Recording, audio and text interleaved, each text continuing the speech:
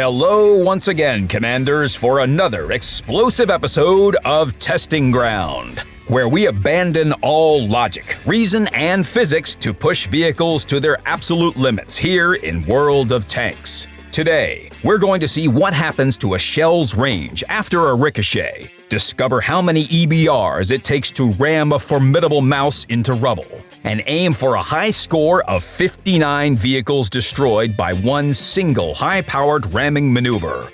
Roll out.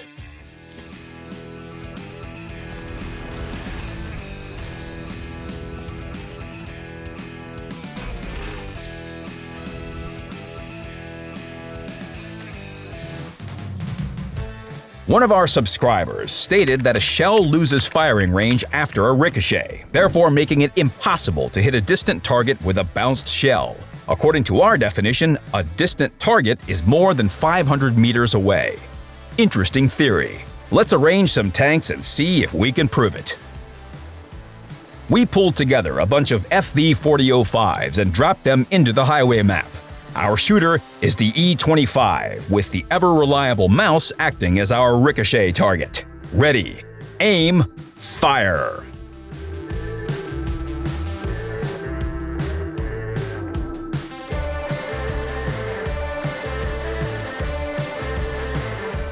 After firing most of the E-25's ammo, we managed to send several British TDs to the scrap heap. A ricochet has no bearing on a shell's firing range. Myth busted.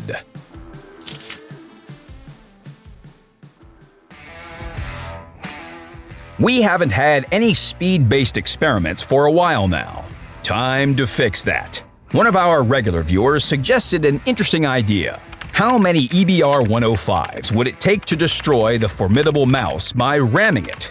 Recently, we conducted a different mouse-related experiment to find out which SPGs could destroy a mouse with a single salvo. This isn't exactly a practical experiment, but hey, it's fun! We'll be ramming the mouse head-on. With the French-wheeled vehicles in position, we're ready to put the pedal to the metal and send these EBR-105s hurling towards the German giant.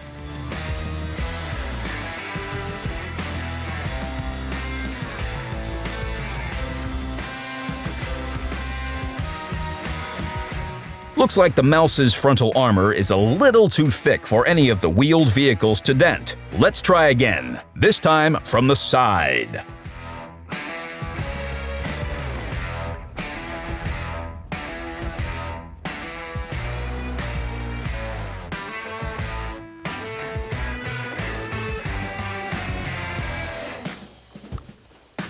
After 30 fast and furious ramming attempts, the mouse remains steady, and we've simply run out of wheeled vehicles. It's time to call in some reinforcements.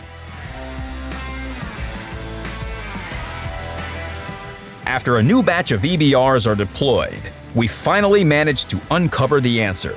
33 EBRs ramming at full speed are what you'll need to send the mouse packing. Good job, EBRs! Farewell, wheeled ones, your sacrifices were not in vain. Now, let's wrap up with our final experiment.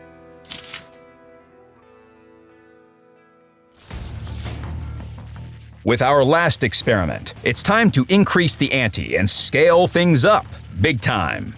We're still in the mood to ram tanks into one another, so how's this for an experiment? What is the maximum number of vehicles we can destroy with one single ramming attempt? Is it only 5 or 6, or can we reach double digits? How about 59? Enough speculation. Let's drop some tanks onto the battlefield and start smashing. We head to the Klondike map, as is testing ground tradition, and arrange these smaller guys in a line, 2 vehicles in each row. To start, we gathered about 40 vehicles. If we succeed in destroying all of them, we'll keep adding more. Our battering rams for this test will be the E50 Alpha M, the AMX 50B, and the sturdy Object 268 version 4. First up is the medium tank. Gentlemen, start your engines.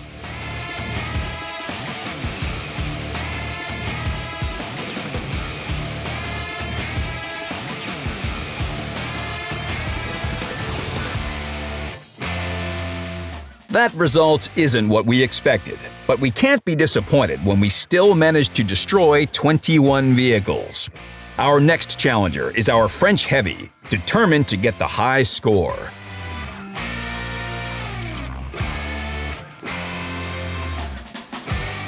It builds up momentum and plows into the targets, but only 20 T1 tanks are knocked out. Sacre bleu!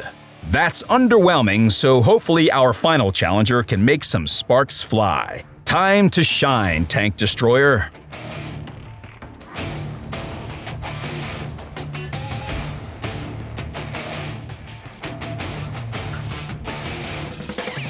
Perhaps we were overly ambitious with this experiment. Even though the TD ended its run with the highest body count, we admit that 24 vehicles is nowhere close to the tally we hoped for. However, we're not upset. Rather, we're always enthusiastic to come up with crazy ways to try and destroy a ton of enemies at once. On that note, if you have any outlandish ideas on how to demolish a ton of vehicles in one go, or any other crazy theories for that matter, let us know in the comments so we can test them out in our next batch of experiments.